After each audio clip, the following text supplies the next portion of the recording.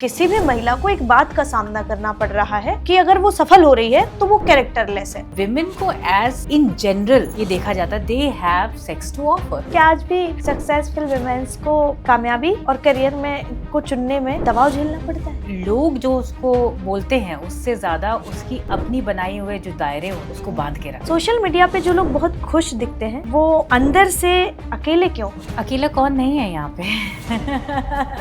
Gen Zs जो हैं उनके रिलेशनशिप जल्दी टॉक्सिक क्यों हो रहे हैं? क्योंकि वो जिम्मेदारियां ले ही नहीं पाते। सक्सेस या पीस, मैरिज या freedom? Marriage can be freedom for some. क्या आप लोगों को बचपन से ये सिखा दिया गया था कि कुछ बातें छिपानी है दुनिया से? जी, पापा ने हमको बता के रखा था, कोई भी कॉल आए तो पापा कहाँ है पूछे या फिर कुछ पूछे तो कुछ भी नहीं बताना, किसी से बात नहीं करनी।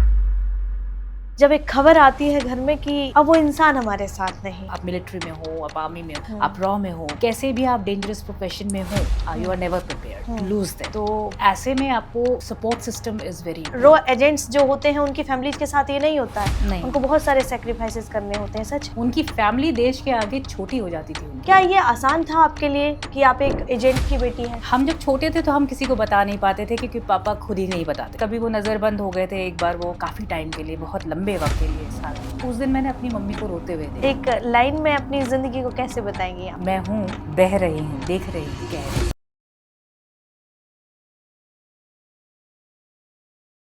कौन बदन से आगे देखे औरत को, सबकी आंखें गिरवी हैं इस नगरी में। नमस्कार, विमेंस टॉक के इस एपिसोड की आज की मेहमान बेहद खास है।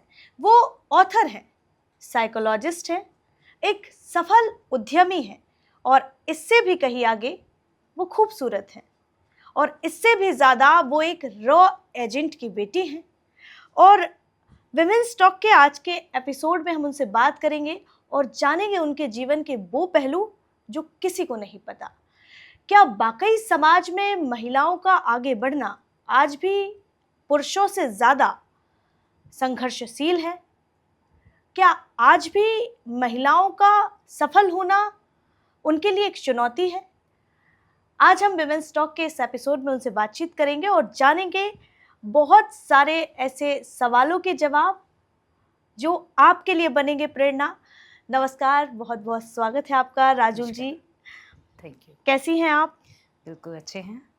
एक महिला हैं आप और सफल हैं, साइकोलॉजिस्ट हैं, ऑथर हैं और सफल उद्यमी भी हैं। तो महिलाओं का सफल होना आसान है? जी नहीं, वैसे तो सफल होना किसी का आसान नहीं है।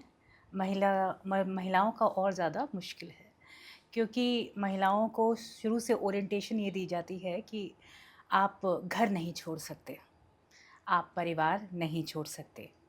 तो वो उनके रिलीजन का पार्ट हो जाता है, एक तरीके से उनका रिलीजन हो जाता है कि वो हमेशा गिल्ट में रहती है कि हमको घर भी संभालना है, बच्चे भी संभालने हैं और उसके साथ साथ अपने सपने भी पूरे करने हैं।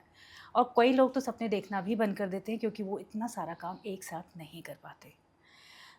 सो आगे बढ़ना बहुत मुश्किल है, सब कुछ संभालते हुए, सब कुछ देखते हुए, क्योंकि उत्तरदायित्व, जिम्मेदारी कहीं ना कहीं समाज की वजह से, समाज की इस गठन की वजह से महिलाओं पर ही आ जाती है। वैसे महिलाओं का जीवन सफल नहीं है, उनके साथ बहुत सारी जिम्मेदारियां हैं, लेकिन समाज अभी भी इस बात को स्वीकार नहीं कर पाया है। उनको लगता है कि आप करती क्या हो। ये सवाल सभी महिलाओं के सामने आते हैं। क्या आज सबको इनका सामना करना पड़ता है कि आप करती क्या है? जी, मोस्टली सबको करना पड़ता है। क्यों? जो घर में रहने वाली औरतें होती हैं ज़्यादातर, उनका जो काम होता है, उनका जो साइलेंट सपोर्ट होता है, वो किसी को दिखाई नहीं देता है। अ, वो तभी पता चलता है जब वो घर में नहीं होती हैं, जब अस्त व्यस्त होता है, आपसे कुछ काम नहीं हो पाता है और चीज़ें बिखरने लगती है, तब आपको समझ में आता है कि हाँ ठीक है, एक औरत की ज़रूरत है। ठीक है, तो उनको किचन तक सीमित कर देना, बच्चे पालने तक सीमित कर देना, ये काम तो मेड्स भी कर लेती हैं, ये काम तो कोई और भी कर लेता है। तो आजकल ये सवाल और आता है कि ठीक है, तुम करती ही क्या हो? वर्किंग वुमेन के लिए मैं बात कर रही हूँ। तुम करती ही क्या हो? क्योंकि तुम घर पे कोई काम नहीं करती हो, घर में तो सारे मेड्स लगे हुए हैं और तुम करती ही क्या हो? अगर अब वो वर्किंग वुमन है तो भी तुम करती ही क्या हो? और अगर घर में बैठ रही है, मतलब घर का काम कर रही है, तो भी तुम करती ही क्या हो? तो कहीं न कहीं विमेन को नीचे रखा जाता है इस पैमाने पे कि हाँ, तुम्हारी जो अचीवमेंट है, it has to be more larger than life. तुमको अपने आप को प्रूव करने के दिखाना पड़ता है, तब जाके तुम सफल हो पाती हो। सफल बहुत सारी महिलाएं हैं, मगर जिन्होंने प्रूव कर दिया फैमिली की नज़र में, वही सफल हो पाती है। मतलब उनको अपने फैमिली को प्रूव करना पड़ जाता है, समाज को प्रूव करना पड़ जाता है, जो करीबी समाज होता है। बाकी बाहर की जो दुनिया जहाँ पे वो काम कर रही है, वहाँ तो वो सफल हो रही है। बदलाव आ रहा है धीरे धीरे। राजुल जी, आप एक रॉ एजेंट की बेटी हैं और एक जासूस की बेटी होना, आपका कैसा रहा आपका बचपन? आपने कैसे समाज का सामना किया? क्या ये आसान था आपके लिए कि आप एक एजेंट की बेटी हैं? नहीं, इतना आसान नहीं था, बिकॉज़ आप ये समझिए कि हमारी रॉ ऑर्गेनाइजेशन अलग तरीके से काम करती है और आपको उतना ग्लोरीफाई नहीं किया जाता। अब तो जैसे फ़िल्में वग़ैरह आ रही हैं, तो लोगों को पता चल रहा है धीरे-धीरे करके कि हाँ, कितना एफ़र्ट लगता है, कितना सैक्रिफ़ाइस लगता है देश के लिए बिना जाने काम करना। ये एक बहुत बड़ा सैक्रिफ़ाइस होता है जो कि रॉ एजेंट्स करते हैं और उनके अंदर कूट-कूट के नेशनलिज़्म भरा होता है। मेरे पिताजी में भी भरा हुआ है, अभी तक है। एंड हम जब छोटे थे तो हम किसी को बता नहीं पाते थे, क्योंकि पापा खुद ही नहीं बताते थे कि वो क्या करते हैं। तो हमारे लिए बड़ी मुश्किल होती थी, बहुत ज़्यादा हो गया सरकारी नौकरी करते हैं, इससे ज़्यादा हम कुछ बोल नहीं पाते थे। और बहुत छोटे थे तो सरकारी नौकरी भी नहीं पता था, तो क्या करते हैं भाई, सब्जी लाते हैं। मेरी बहन बोलती थी कि पापा सब्जी लाते हैं, आंसर में लिख कर आती थी वो, क्योंकि हमें पता ही नहीं है और वो कब कौन से मिशन में गए हैं, क्या कर रहे हैं। हमको सबसे दूर रख के, सबसे बचा के वो देश की सेवा करते थे। और बहुत सारे मौके ऐसा है जब हमें उनके बिना रहना पड़ा। हमें ये भी नहीं पता था कि वो हैं कहाँ, ना मेरी मम्मी को पता था, ना हमें पता था। तो मम्मी अपना परिवार अकेले देखती थी उस समय और हम अकेले स्ट्रगल करते थे उस दौरान। तो बहुत मुश्किल था, बट ठीक है, ये that comes with the package, that comes with the honour of being a daughter of a रॉ एजेंट। जैसे आपने बताया कि बहन लिख के आती थी एग्ज़ाम में कि पापा सब्ज़ी लाते हैं, तो जब आपसे पूछते थे, टीचर्स पूछते थे, आपको खुद भी नहीं पता होता था सच में कि पापा करते क्या हैं जी, और किस मिशन पे हैं? मतलब जी, कुछ भी नहीं पता कुछ है। नहीं, आप कुछ लोगों नहीं। की फ़ोन पे बात भी नहीं होती थी? नहीं, फ़ोन तो होता ही नहीं था हमारे ज़माने में। फ़ोन तो होता ही नहीं था। किसी और के घर में कोई मैसेज छुड़वाए तो बात दूसरी हो, जिसके पास फ़ोन हो। फ़ोन तो शुरुआत में होता ही नहीं था और जब तक लगा उसके बाद भी हमारा कॉन्टैक्ट पापा से जब पोस्टिंग पे होते थे तो नहीं हो पाता था। तो ये मुश्किल कार्य रहा। हमने अपने मदर को काफ़ी स्ट्रगल करते हुए देखा, क्योंकि पिताजी की स्ट्रगल तो हमें दिखाई नहीं देती थी। जब हम बड़े हो गए तब हमें समझ में आना शुरू हुआ कि पापा कौन से दौर से गुजरे, क्या उन्होंने काम करे देश के लिए, और आज भी वो he feels good about it. उनको कोई रिग्रेट नहीं है इस बात का। क्या आप लोगों को बचपन से ये सिखा दिया गया था कि कुछ बातें छिपानी हैं दुनिया से? जी, पापा ने हमको बता के रखा था, कोई भी कॉल आए तो पापा कहाँ हैं पूछे, या फिर कुछ पूछे तो कुछ भी नहीं बताना, किसी से बात नहीं करनी। जब फ़ोन लग गया था घर पे, कभी पोस्टिंग पे हम उनसे मिलने जाते थे तो भी कॉल्स के लिए वो हमको एक डायरेक्टिव्स देते थे कि तुम्हें ये करना है, ये नहीं करना, ये करना है, ये नहीं करना। तो we were trained to live with him in posting, जब हम बड़े हो गए थे तो ये पापा ने हमें ट्रेनिंग दी मतलब थी। ईज़ी बिल्कुल नहीं था। जैसे हम लोगों की एक ईज़ी लाइफ़ होती है कि कहीं भी जा सकते हैं, कुछ भी बता सकते हैं किसी को, ये आपके साथ नहीं था। या नहीं, रॉ रॉ एजेंट्स जो होते हैं उनकी फैमिलीज़ के साथ ये नहीं होता है। नहीं। उनको बहुत सारे सैक्रिफाइसेस करने होते हैं, सच है? जी, बिल्कुल सच है। और सिर्फ मैं अकेली नहीं हूँ। आई एम श्योर पापा के डिपार्टमेंट में जितने भी लोग होंगे, उनकी फैमिलीज़ कहीं न कहीं इस तरह से सैक्रिफाइस करती है। तब जाके देश में सक्सेसफुल मिशंस पॉसिबल होते हैं। आपके पिताजी के जीवन में ऐसा क्या था, जिस एक बात ने आपको बहुत स्ट्रॉन्ग बना दिया? मेरे पिताजी फ़ियरलेस थे। He was फ़ियरलेस।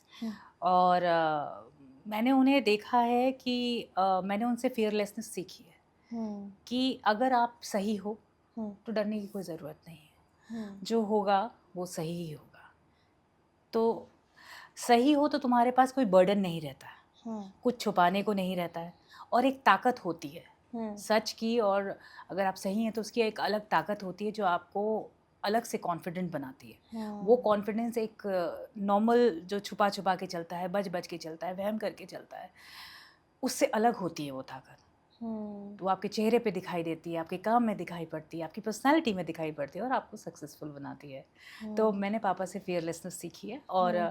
वो हमेशा ये कहते थे कि मैंने जब बड़ी हो गई तो मैंने पिताजी से पूछा भी था कि अगर अ, आपको ऐसी पोस्टिंग कोई मिल जाती जिसमें फैमिली आपकी रिस्क पे है, हम्म। मगर आपका देश का मिशन है, क्योंकि ऐसा उनके साथ हुआ था, तो हम्म। उन्होंने कहा तो कोई बात नहीं, तो कोई बात नहीं, ये तो होना है, होना ही है, मैं नहीं करूँगा तो कोई और करेगा, but somebody has to do it.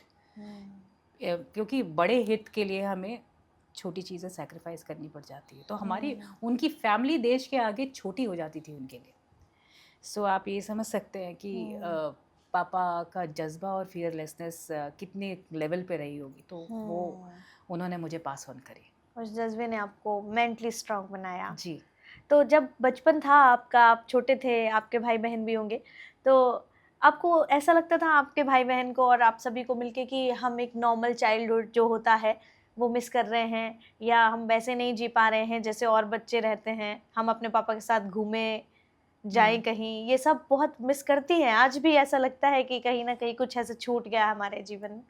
उतना ज़्यादा इसलिए नहीं लगता कि मेरे पिताजी की पोस्टिंग कई जगह होती रहती थी, तो हम हम्म। कहीं ना कहीं उनसे मिलने जाते थे, या फिर एक एक आध फैमिली पोस्टिंग होती थी तो फैमिली भी जाती थी। हम्म। तो दुनिया तो हमने बहुत घूमी उनके रहते। हम्म।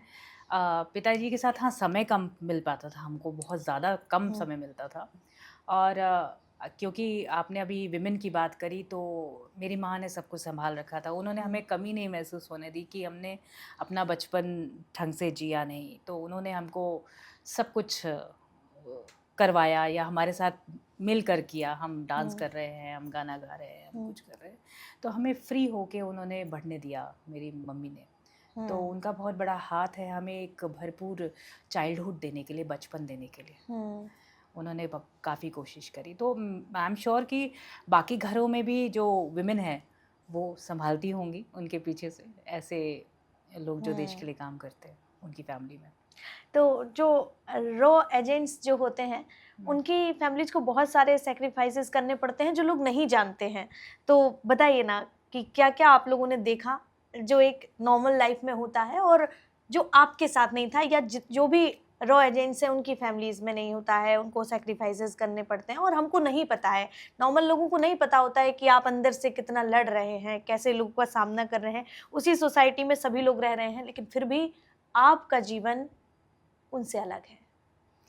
जी, ये था। और ये बताने में जब हम लोगों से बात करते हैं तो वैसे हम ज़्यादातर नहीं बताते, बहुत ही करीबी लोगों से हम लोगों ने कभी डिस्कस किया होगा ये कि पिताजी कैसे रहते थे, या फिर हमने उनको देखा है बहुत मतलब चुप रहते हुए। पापा को। पापा साइलेंट रहते थे, हम्म। और कभी अगर होता था तो बोलते थे तो डिसिप्लिन के लिए बोलते थे घर पे, या फिर किसी नॉर्मल कोई काम करना हो काम कर दिया, पैसे देने हो पैसे का इंतज़ाम करके दे दिया। हम्म। बट वो चुप रहते थे, और उनके ऊपर इतना बर्डन था जो कि मैं छोटी थी, मैं बहुत परसीव करती थी, मैं शुरू से लिखना शुरू कर दिया था। और जब मैं परसीव करती थी तो मैं देखती थी कि कभी वो सिगरेट पी रहे हैं, कभी वो हम्म। बाहर चुपचाप घूम रहे हैं, या फिर he was somewhere alone, because उनको ज़्यादा इन्फॉर्मेशन किसी को देनी नहीं थी, तो कहीं ना कहीं वो उनकी दबी हुई एक ज़िंदगी थी जहाँ पे वो बोलते नहीं थे। अब जब वो रिटायर हो गए हैं और काफ़ी ज़िंदगी उन्होंने जी ली है, तो अब वो बहुत बोलते हैं। तो हम हमसे कई सारे सवाल पूछते हैं, और हम उनको बोलते भी हैं, पापा आपने देखा ही क्या, आपने तो हमारा बचपन देखा ही नहीं, आपको पता ही नहीं, आप हमसे पूछ रहे दोबारा वही सवाल। मगर हम ये भूल जाते हैं कि पापा तो थे ही नहीं, वो तो काम पे थे, तो उन्होंने वो सब मिस किया। तो वो कैसे जानेंगे कि मतलब हमारे साथ क्या हुआ, हम कैसे बढ़े, हमने कौन सा एग्ज़ाम दिया था, मुझे कौन से मेडल्स मिले थे, मतलब ही डज़न्ट नो। और अब जब बोलते हैं तो कभी-कभी हम चिढ़ जाते हैं, मगर हम ये भूल जाते हैं कि उसके पीछे कितना उनके सैक्रिफाइसेस हैं, कि उनका काम ही ऐसा था कि वो नहीं कर पाते थे। एक तो ये चीज़ थी, और दूसरा था कि कभी वो नज़रबंद हो गए थे एक बार, वो काफ़ी टाइम के लिए, बहुत लंबे वक़्त के लिए, साल साल भर तक हमें शायद पता भी नहीं था कि वो हैं कहाँ। हम्म, मम्मी को भी नहीं पता था। जब मम्मी को ऑफिस से एक बार फ़ोन आया कि मतलब पता चल गया है, ये है वो है, तो उस दिन मैंने अपनी मम्मी को रोते हुए देखा। जब पता चल गया तब तक वो पूरा घर संभाल रही थी, हमें संभाल रही थी, किसी को कुछ खबर नहीं थी कि क्या हम्म, चल रहा है, पापा कहाँ हैं, क्या कर रहे हैं। मम्मी ने किसी को कुछ नहीं बताया, सब कुछ नॉर्मली वो हैंडल कर रही थी, अकेले। अकेले, उनको स्ट्रेंथ। पता है कि पापा से बात नहीं हो रही, वो नहीं, कहाँ है, किस हाल में, कुछ भी नहीं, नहीं नहीं। पता है किसी और को। उसी दौरान पापा के एक कलीग थे, उनकी डेथ की भी खबर आई थी, जिनको मार काट के फेंक दिया गया था। And it is a very dangerous job hmm, of course. तो सेम पोस्टिंग थी, तो हम्म, हम बहुत सारी प्रोबेबिलिटीज़ आ जाती है दिमाग में, बहुत सारे ख्याल आते हैं, मगर वो सब मम्मी ने अपने अंदर छुपा के रखे थे। मगर उस फ़ोन कॉल के बाद मम्मी जो रोई हैं, तो हमें पता लगा कि कितना सब कुछ उन्होंने दबा के रखा हुआ है। सो वो सीन मुझे भूलता नहीं है।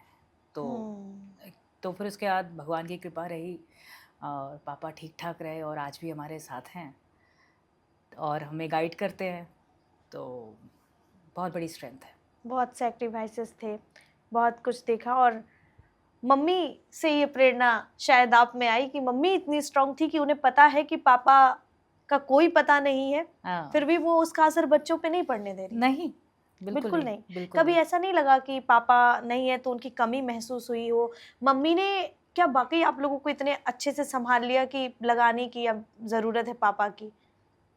नहीं, साथ होते नहीं थे वो तो? हमें वाक़ई नहीं लगता था। हम इंतज़ार करते थे। मम्मी ने हमें हुँ, ये एक बन गया था कि पापा आएँगे वापस, चाहे वो कुछ दिनों बाद आएँ, कुछ महीनों बाद आएँ या कुछ सालों बाद आएँ। हुँ, हुँ, बट वो आएँगे और मिशन से वापस आएँगे, हमसे मिलेंगे, पापा हैं।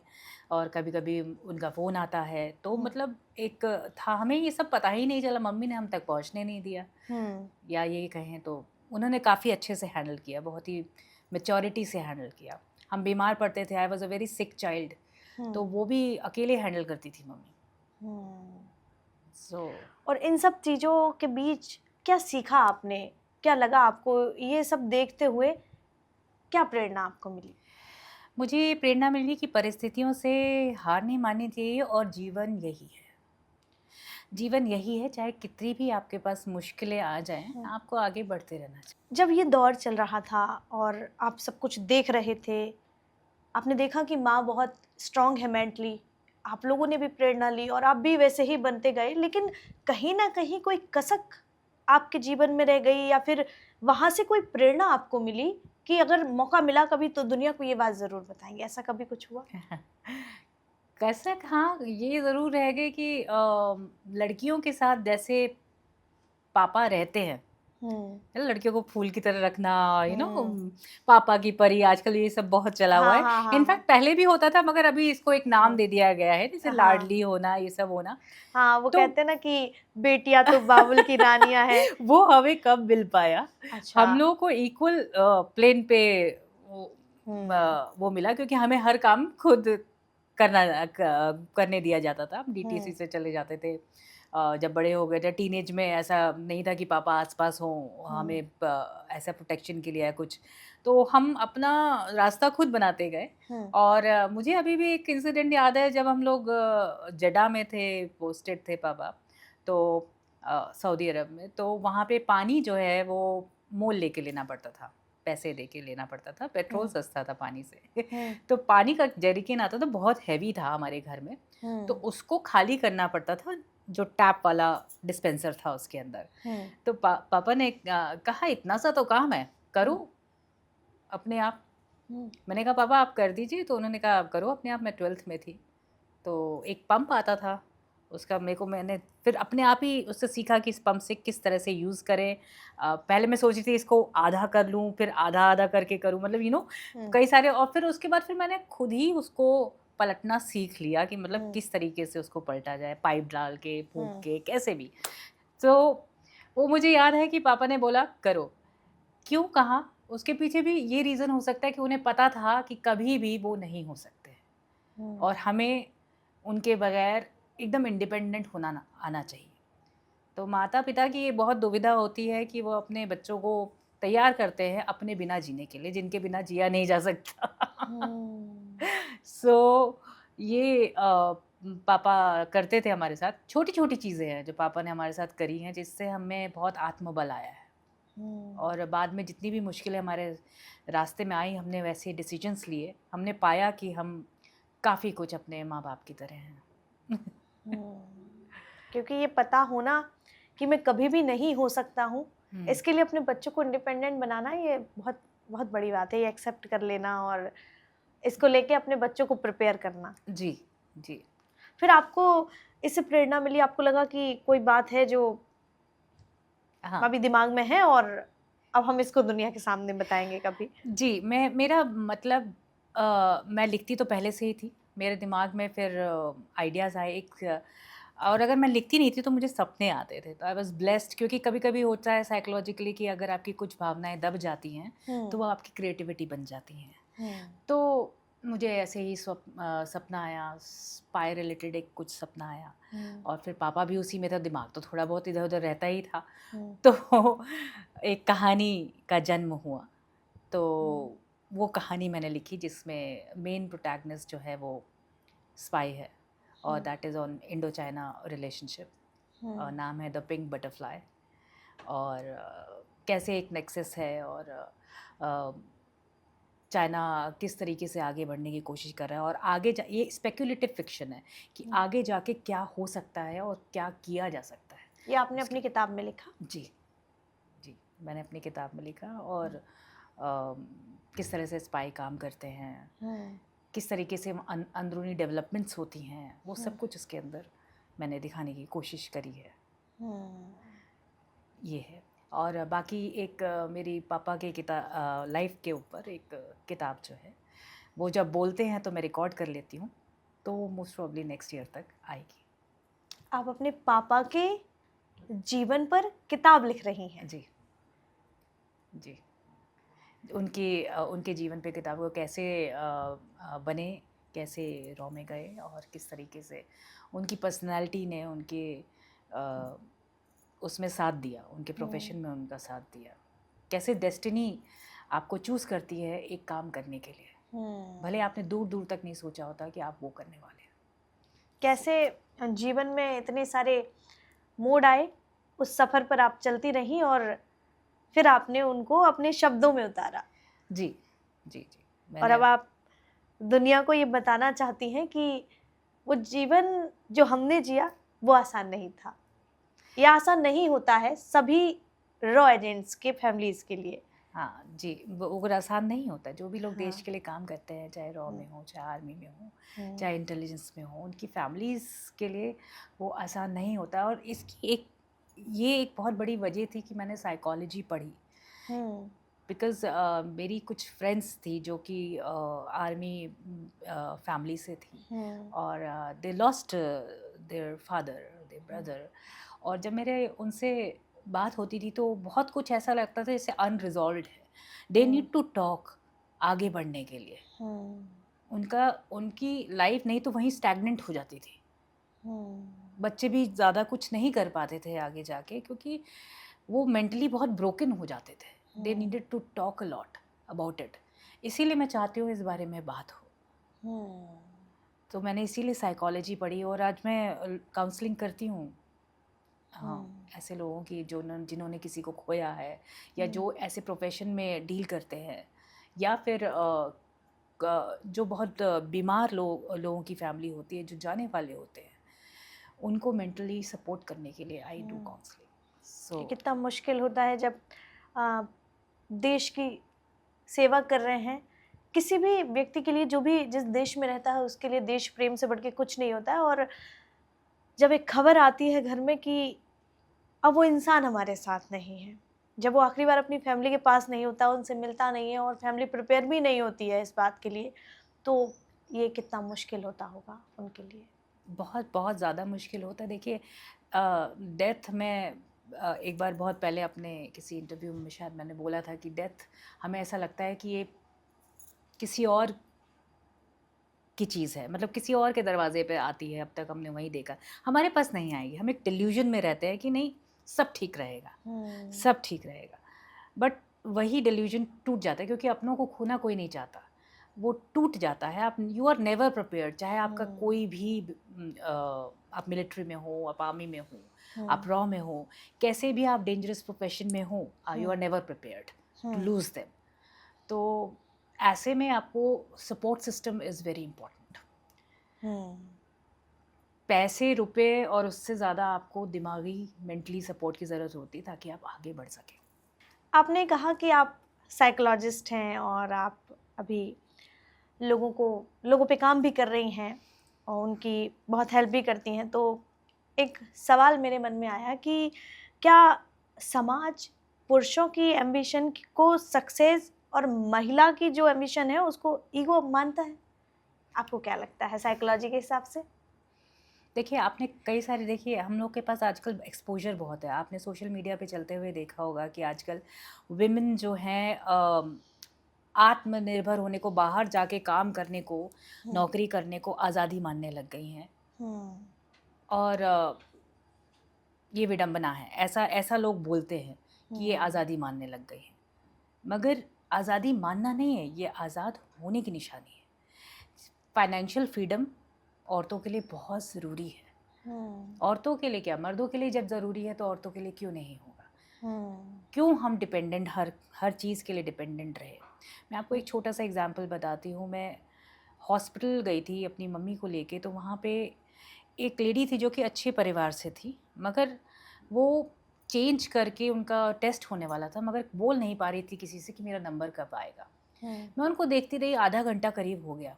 हम्म, मेरी मम्मी तो अंदर चली गई, मैंने उनका काम तो वो खुद करवा सकती थी। मैं समझ गई मेरी मम्मी की अपनी वॉइस है। उस लेडी की वॉइस ही नहीं थी अपनी, कि वो बोल सके। उसको बोलने में हिचकिचाहट हो रही थी। हम्म, और ऐसा नहीं था कि वो पढ़ी लिखी नहीं थी। जब मैंने उनसे 1 टू 1 बात करी तो उन्होंने अपनी बात मुझे बता दी। हम्म, बट वो एक सेटअप में, ऑफ़िस सेटअप है, हॉस्पिटल सेटअप है, जहाँ पे आपको जाके बात करनी, वो बोल नहीं सकती। मैंने उनके लिए बोला और उसके बाद उनको कहा कि हम्म, अब आप बोलिए, हम्म, बोलिए तो होगा, देखिए हो जाएगा। हम्म, तब वो बोली और उनको उनका बात सुनी गई, फिर उनका पेपर निकाला गया, फिर हम्म, ओहो! आप इतने दिन से वेट कर रही थी, आपने बताया ही नहीं। तो मैंने कहा बताना पड़ता है, हम्म, क्योंकि माँ भी तो दूध नहीं देती जब तक आप बोलते नहीं कि भूख नहीं लगी है। सो हम्म, आपको बोलना पड़ेगा, इंडिपेंडेंट होना चाहिए औरतों हम्म। को, अपनी आवाज़ रखनी चाहिए, बहुत ज़्यादा ज़रूरी। लेकिन ये भी सच है कि उनको बोलने से पहले ही उन्हें चुप करा दिया जाता है। इसीलिए तो वो उनकी ये हालत हो जाती है कि आगे जाके वो बाहर बोल ही नहीं पाती।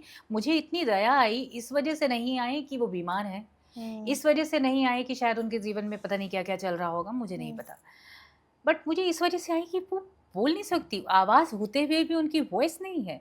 इसलिए नहीं हुँ, है क्योंकि उनको कहीं न कहीं चुप कराया हो गया होगा, उनको बोला गया होगा कि आपको ज़्यादा नहीं बोलना है, मैं हुँ, करवा दूँगा, मैं जा रहा हूँ साथ में, मैं कर लूँगा, ठीक है? तुम क्यों बोल रही हो? औरतों को बोलना ठीक नहीं होता। हुँ, कई घरों में ये होता है। आप हुँ। ज़्यादा हँस लेंगी, किसी के साथ बोल लेंगी, आपको जज करना शुरू कर देते हैं कि हाँ, बहुत सारे घरों में होता है चाहे वो महिलाओं के कपड़ों को लेकर हो, उनके बोलने को लेकर हो, हँसने को लेकर हो या फिर उनका खुद का जीवन हो, वो कोई और उन चला रहा होता है। मैंने देखा समाज में बहुत सारे घरों में आज भी ऐसा होता है कि महिला क्या पहनेगी, हुँ, वो कैसे कहाँ कितना बात करेगी, कहाँ जाएगी, ये सब उस घर के मर्द डिसाइड कर रहे होते हैं या फिर उसी घर की बड़ी महिलाएँ डिसाइड कर रही होती हैं। तो क्या ये भी एक कारण है महिलाओं के पीछे रहने का? बिल्कुल। देखिए, पितृसत्ता अभी से नहीं, युगों से चली आ रही है। हुँ, पितृसत्ता, और इसको तोड़ने वाली औरतें भी बहुत सारी हैं, मगर वो जो छवियाँ हैं, छुपा दी जाती हैं। हुँ, हमेशा हम कहते हैं कि संत आदमी होते हैं, वो बोलते हैं, मगर जो औरतें हुई उनके बारे में बात ही नहीं करी गई। हुँ, तो हमेशा हमको ये लगता हुआ आता है कि हमसे पहले तो किसी ने किया नहीं, हुँ, हम करेंगे तो कैसा लगेगा लोगों को, हुँ, ठीक है? तो वो डर रहता है, क्योंकि हिस्ट्री मिटाई जाती है। मतलब हुँ, एक एक तरीका होता है कि दबा दबा दिया जाए, मिटा दिया जाए, पीछे रखा जाए थोड़ा-सा। हुँ, वो जो 100 आदमी हैं, उनमें जो 9 महिलाएँ हैं, उनको पीछे रखा जाए, उनके बारे में कभी बात ही नहीं होगी, सुना ही नहीं जाएगा, तो आगे आने वाली महिलाएँ भी जल्दी हिम्मत नहीं करेंगी। तो इसीलिए हम हमेशा थोड़ी-थोड़ी रह जाते हैं और वो हुँ, ज़्यादा-ज़्यादा हो जाते हैं। तो इसलिए पढ़ना ज़रूरी है, बोलना ज़रूरी है, फाइनेंशियल इंडिपेंडेंस बहुत ज़रूरी है, क्योंकि वहीं आके महिलाएं फंस जाती है, वहाँ पे ही उनकी आवाज़ दब जाती है कि भाई अगर हम इनके हिसाब से नहीं रहेंगे तो हमारा खाना पीना कैसे चलेगा, हम कैसे चलाएंगे घर। लेकिन एक सिचुएशन है जो आज के टाइम में हर लड़की के सामने आ रही है, वर्किंग है विमेंस, तो मैं देख रही हूँ कि एक लड़की जो वर्किंग है, जॉब कर रही है या बिजनेस कर रही है, जब उसकी शादी हो रही होती है तब लड़के का जो पहला सवाल उससे होता है या पहली अपेक्षा जो लड़के की होती है वो ये होती है कि आप हमारे घर आ रही हैं, तो अब आप अपना काम छोड़ दीजिए और अगर आप काम करना चाहती हैं तो हमारे घर में काम कीजिए, आप बिजनेस कीजिए। तो ये साइकोलॉजी का एक अंश है, मैं कहूँगी कि ऐसा क्यों होता है, क्यों वो ऐसा चाहते हैं कि आपका जो काम है वो आप सेकेंडरी कर दीजिए क्योंकि आप हमारे साथ अब रहने वाली हैं, आप हमारी पत्नी बनने वाली हैं, तो ऐसा क्यों होता है? देखिए, बहुत पहले से होता आया है, जो परंपराएं हैं ये उनका पार्ट है जो आज भी होता आया। ऐसा नहीं है कि सिर्फ अरेंज मैरिज में ही एक्सपेक्टेशन होती है, लव मैरिज में भी होती है। यही वो एक्सपेक्टेशन ये नहीं चाहते कि अब लड़की वैसे काम करे जैसे पहले कर रही हो। शादी का मतलब ये होता है कि अब घर की जिम्मेदारी वुमेन की है, तो सबसे पहला आपका जो दायित्व है वो है कि आप अपना घर संभालें, उसके बाद आप जो भी करें। जो खुले दिमाग के फैमिलीज होती हैं वो इस तरह से सोचती है, ठीक है घर तो देख रहे हो, फिर आप कुछ भी करो। हाँ, बहुत सपोर्ट करते हैं, बहुत प्रेम करते हैं कई लोग, बट वो ये सोचते हैं कि भाई घर सही रहे तो आप कुछ भी करो, ठीक है, मगर हम ये भूल जाते हैं कि वो इंसान है। उनके सारे सपने आपके लिए सेकेंडरी हो जाते हैं, बच्चे पहले, फैमिली पहले। हाँ, ठीक है। और यही चीज़ अगर आपकी बेटी हुई, मान लीजिए आप घर के मर्द हैं और आपकी बेटी हुई, उससे ये एक्सपेक्टेशंस रखी जाए तो आपको बुरा लगने लगता है। हाँ, आपको लगता है ये तो बच्ची ही है, ये कैसे करेगी, 25 साल की अभी शादी होके गई है तो आप इससे मैच्योरिटी एक्सपेक्ट कर रही है 50 साल की, और वो पुराना ज़माना, ये नया ज़माना, इसके नए सपने, नए टैलेंट, इतनी एजुकेटेड, आप इसे कैसे कह सकते हैं। मगर वही बात अगर रिवाइंड करके आप अपनी वाइफ के साथ देखें, कितना टैलेंट उसमें रहा होगा जब वो आई होगी, कितना कुछ वो उसके अंदर होगा जो कि दब गया। कई सपने होंगे उसके भी अपने जो कि दब गए। अभी भी ये हाल है कि आप जब खाना बनाएंगी घर में तो आप एंड में खाएंगे क्योंकि आपको लगेगा ये हमारी प्रॉब्लम है, विमेन की प्रॉब्लम है कि हम सबको खिला दे, जो बचेगा हम खा लेंगे। तो विमेन की हेल्थ कैसे ठीक रहेगी, फर्क पड़ता है, न्यूट्रिशन कैसे मिलेगा, क्योंकि उसने तो अपना खाना प्लान ही नहीं किया, उसने तो खाना प्लान किया वो फैमिली के हिसाब से किया, इनको क्या पसंद है, उनको क्या पसंद है, उनका अब जिसका भी जो भी बच गया उसने खा लिया, और वो भी एंड में खाया, कभी कभी कम खाया क्योंकि थक इतनी गई कि रोटी बनाने का मन नहीं किया। हम बात करें फेमिनिज्म की, जहाँ अभी तो बेयर मिनिमम भी पूरा नहीं हुआ है घरों में। आप झांक के देखें तो हर घर का यही हाल है, हर घर का। इतनी छोटी छोटी चीज़ों, इतनी बारीकी। आप बड़े लोगों की बात करें, जैसे मैंने अगर कुछ अचीव किया है, आपने अगर कुछ अचीव किया, चलो ये बड़ी बात हो गई, मगर आप घर के अंदर झांक के देखें, हर घर का यही हाल है, हर वुमेन का यही हाल है। उनको उस मोड से निकालना एक बहुत बड़ी बात है कि मतलब ठीक है, आप सब लोगों के लिए कर रहे हो, अपने लिए भी वो बनाओ जो तुम्हें खाना है। उन्होंने उस चीज़ को एक्सेप्ट कर लिया, और फिर उन्होंने एक्सेप्ट कर लिया कि हम ज़रूरी नहीं है, क्योंकि उनको ये एक्सेप्ट कराया गया कि आप ज़रूरी नहीं, बाकी सब लोग ज़रूरी है। महिला को ये पता है कि अपने लिए हम ज़रूरी नहीं है, हमारे लिए फैमिली ज़रूरी है। और फैमिली में कोई एक इंसान ऐसा नहीं होता जो उससे इंट्रोड्यूस कराए। ये सच है? बिल्कुल, कोई नहीं होता। सब कहते हैं, मोस्टली ऐसा होता है कि वो कहते हैं कि एडजस्ट कर लो, आप तुम्हें ही करना पड़ेगा, उनकी तो कैपेसिटी ही नहीं है, तुम्हारे हस्बैंड की कैपेसिटी नहीं है, तुम्हारे इन लॉज ओल्ड हो गए, वो अब क्या करेंगे, तुम कर लो। आज का समाज वर्किंग है, वर्किंग वुमेन्स हैं, महिलाएं सक्सेस हो रही हैं, और इसमें एक बहुत बड़ा जो क्वेश्चन है वो ये है कि किसी भी महिला को एक बात का सामना करना पड़ रहा है, और ये हर फील्ड की बात हो गई है कि अगर वो सफल हो रही है तो वो कैरेक्टरलेस है, और ये सच है। हम्म, लोग ऐसा क्यों कहते हैं?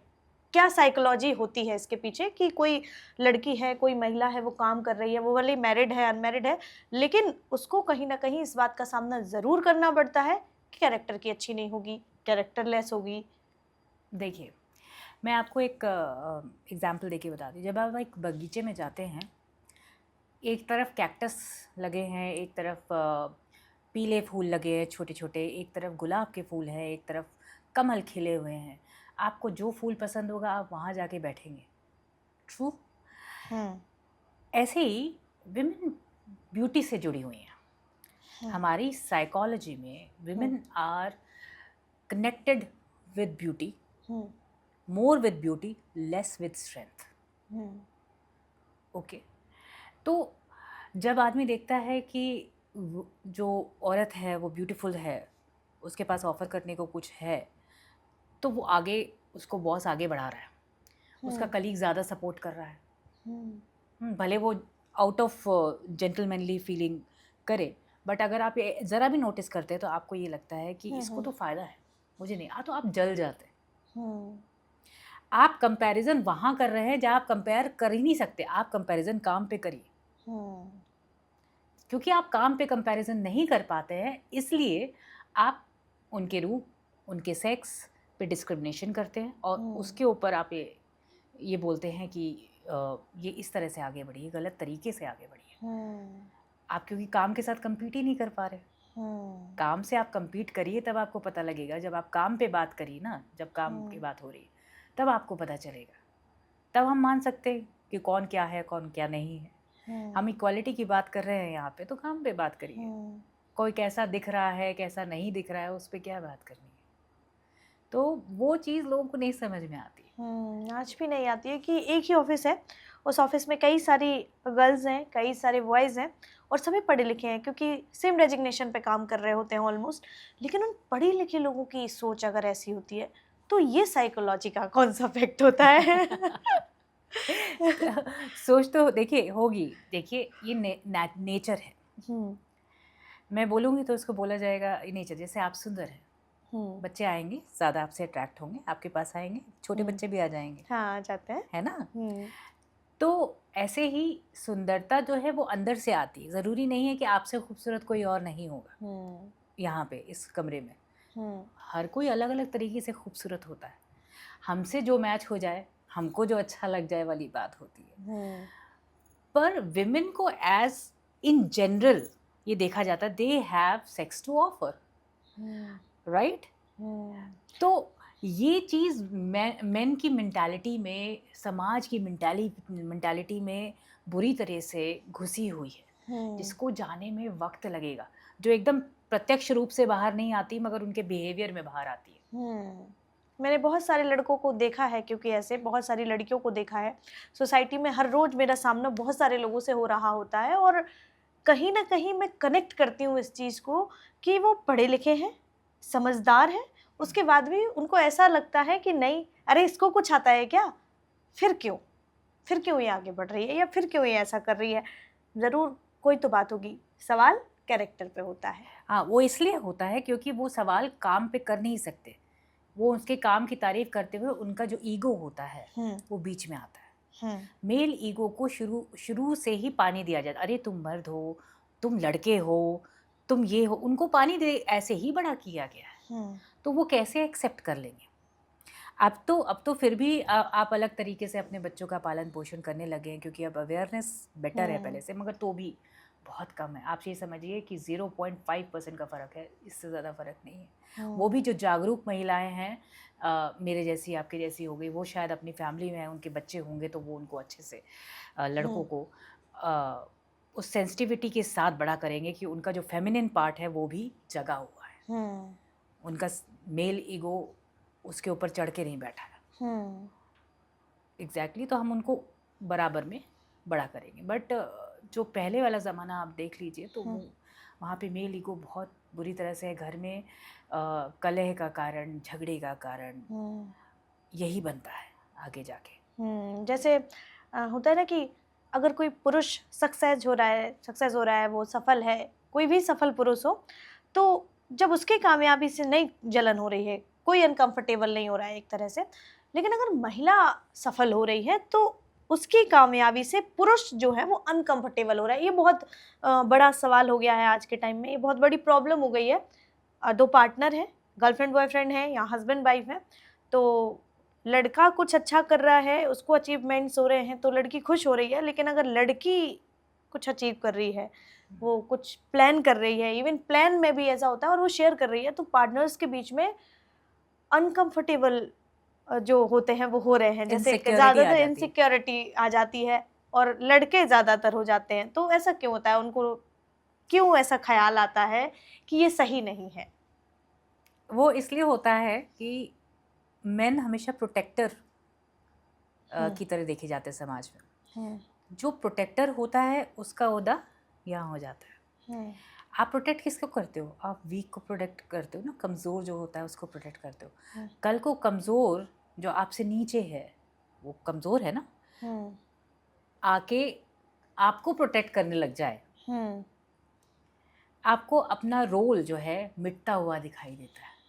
वो इनसिक्योरिटी होती है कि हम अब तो हमारा यू नो क्या वजूद है, हमारे ईगो का भी कोई बेस नहीं रह जाता है अगर हम जिसे प्रोटेक्ट करते हैं या हमारा दायित्व जो है वो हमसे आगे बढ़ जाए तो ठीक है। लोग क्या कहेंगे, समाज क्या कहेगा कि मतलब जोरू का गुलाम है, कि अगर अपनी बीवी की बात मानता है या नहीं मानता है। कुछ लोग तो होते हैं जो अपने वाइफ से बहुत प्यार करते हैं, वो अंदर प्राइवेटली उसको बहुत वो करते हैं, मगर बाहर नहीं कर पाते, अपनी फैमिली के सामने नहीं करते, वो दूर जाके बैठ जाते हैं कि लोग क्या बोलेंगे। तो they are very conscious of their male ego. इस बात में बदलाव की ज़रूरत है। बिल्कुल ज़रूरत है। इक्वालिटी अगर लानी है तो ये बेयर मिनिमम है कि हम दोनों जेंडर्स एक दूसरे को रिस्पेक्ट दें, और रिस्पेक्ट देने से ही मिलती है। अगर आपकी वाइफ पढ़ी लिखी है, समझदार है, आगे बढ़ रही है, तो अगर आप उसको रिस्पेक्ट देंगे तो वो भी आपको रिस्पेक्ट देगी।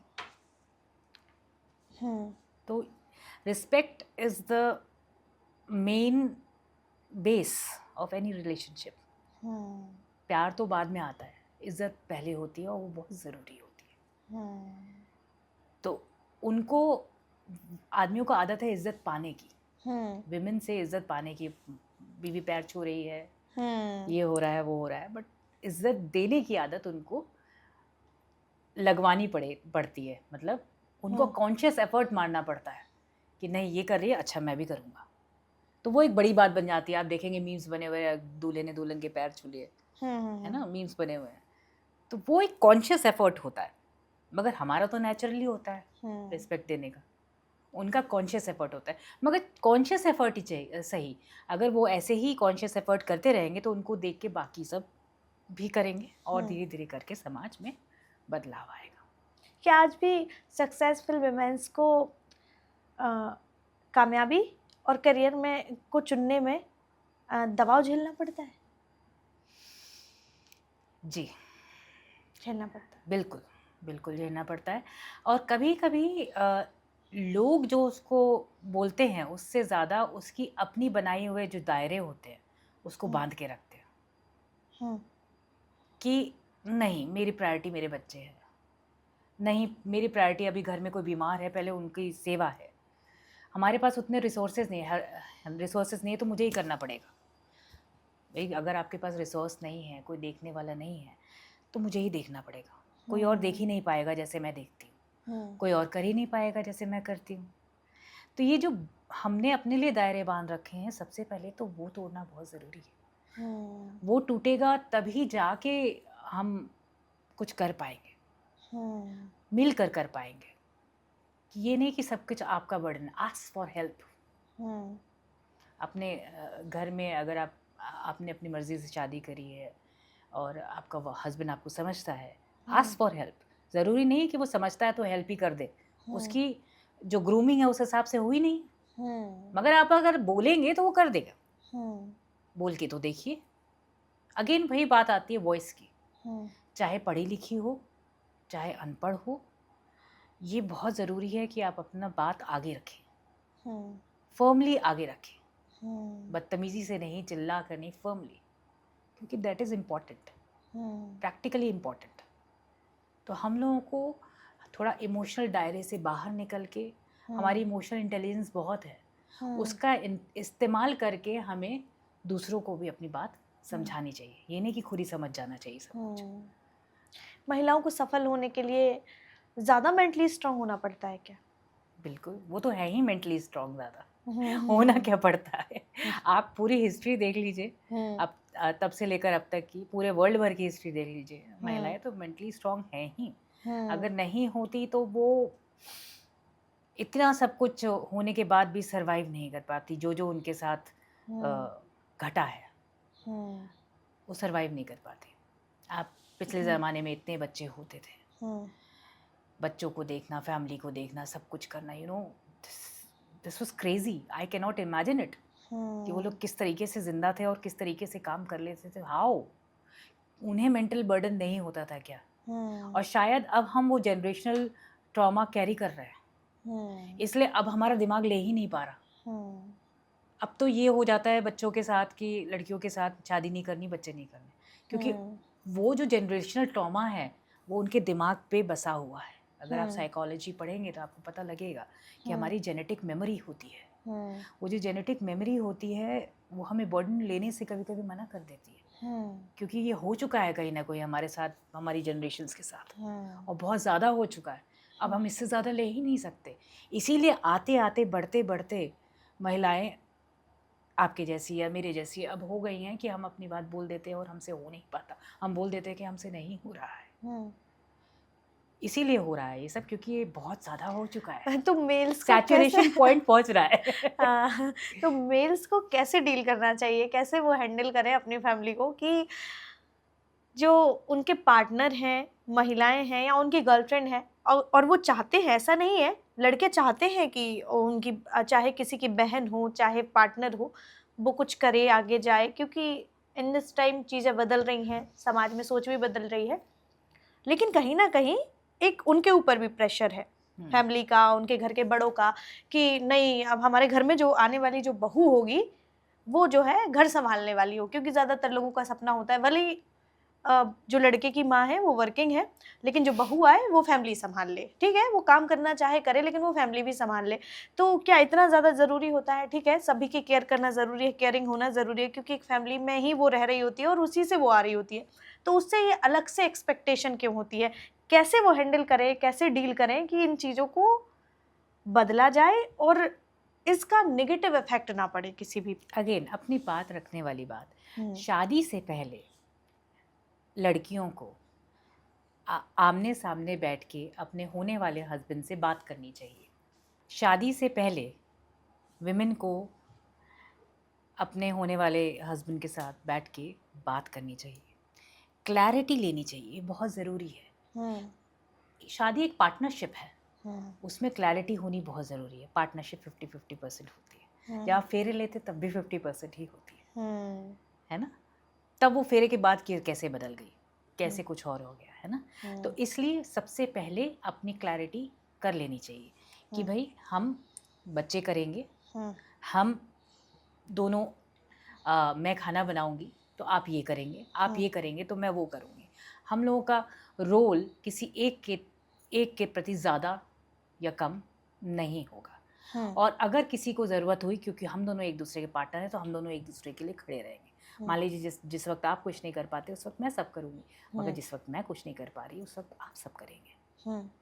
ठीक है, तो ये जो चीज़ है प्रेम से फर्मली आगे रखने वाली बात होती है कि आगे आने वाले को समझ में आ जाए, वो अपनी मेंटली प्रिपेयर कर ले अपने आप को। When the person is mentally prepared तो वो कुछ भी कर सकता है, आपका साथ भी दे सकता है, उसको हमेशा याद भी रहेगा कि हाँ हमने ये बात करी थी और ये पहले भी बात हो चुकी है। तो ये सब आमने सामने बैठ के क्लैरिटी लेनी चाहिए, तब शादी करनी चाहिए, ताकि एक्सेप्टेंस दोनों तरफ से आ जाए कि हमें किस तरीके से आगे बढ़ना है। ये नहीं कि सर झुका के शादी कर लिया और बैल की तरह आप बंद गए जाके कहीं, तो ऐसे करेंगे तो फिर तो चलेगा नहीं ना, तब तो आगे जाके परेशानी होगी। अब आप शादी कर ही रहे हैं, अपनी मर्जी से कर ही रहे हैं, तो अब बैठ के प्रैक्टिकली ये सब चीज़ें क्लियर। रिलेशनशिप्स का टूटना भी कहीं ना कहीं इन सब चीज़ों से जुड़ा है, मैटर करता है। कम्युनिकेशन, ये कम्युनिकेशन से जुड़ा है रिलेशनशिप का टूटना सबसे ज़्यादा कम्युनिकेशन प्रॉब्लम देता है, क्योंकि हम कम्युनिकेट ही नहीं करते अपनी फीलिंग्स, प्रोसेस ही नहीं करते अपनी फीलिंग्स, हम बता ही नहीं सकते।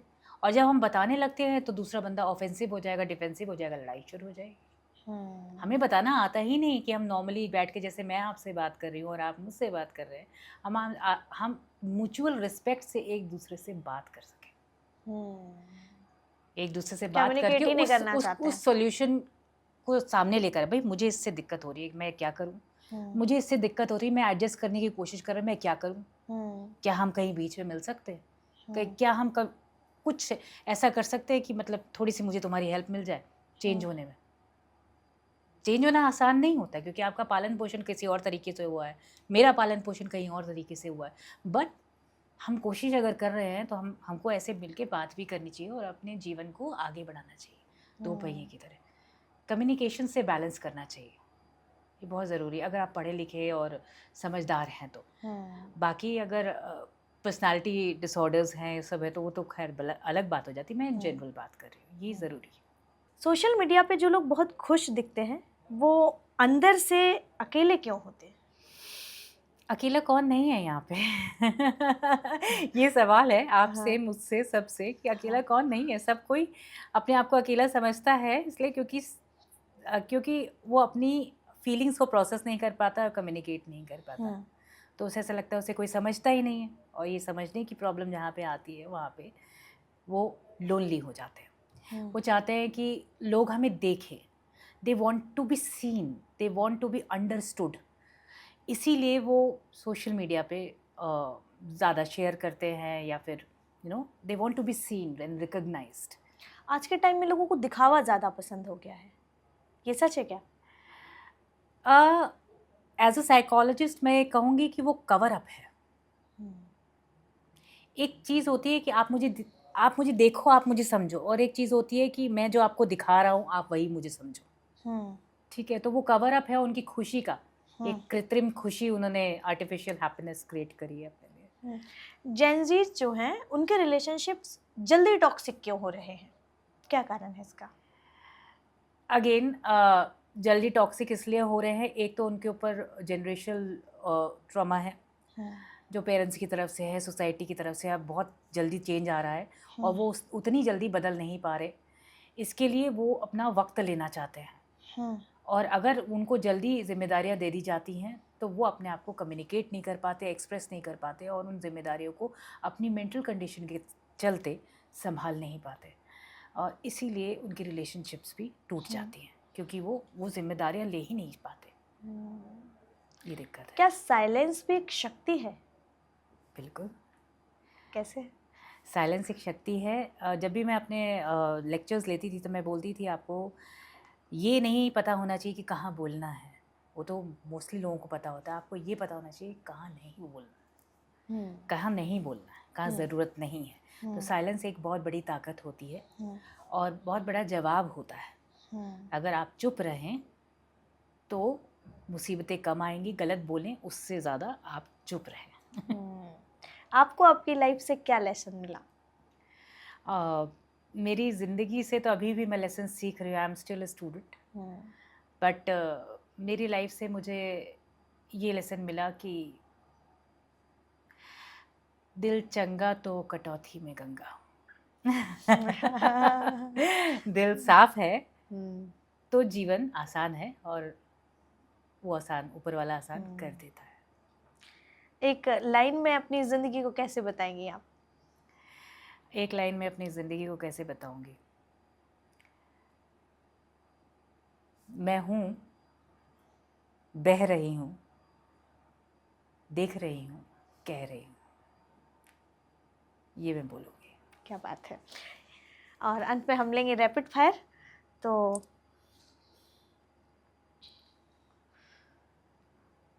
आप हमें एक आंसर मतलब एक शब्द में जवाब दीजिए। सक्सेस या पीस? पीस। लव या self respect? Self respect. Marriage या फ्रीडम?